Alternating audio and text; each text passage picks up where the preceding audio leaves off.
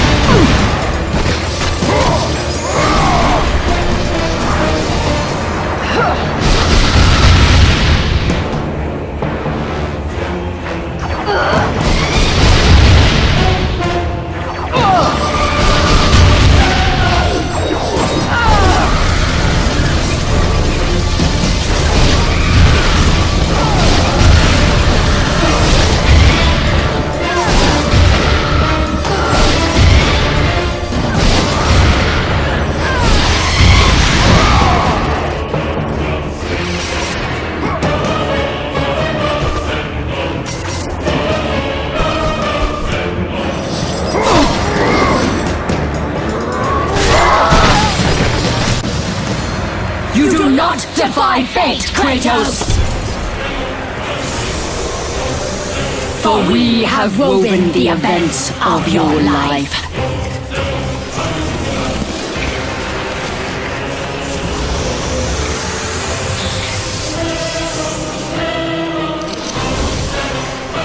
And now, that life is at an end. We control your destiny, foolish mortal! With a win, we can end your life! Or allow you to live.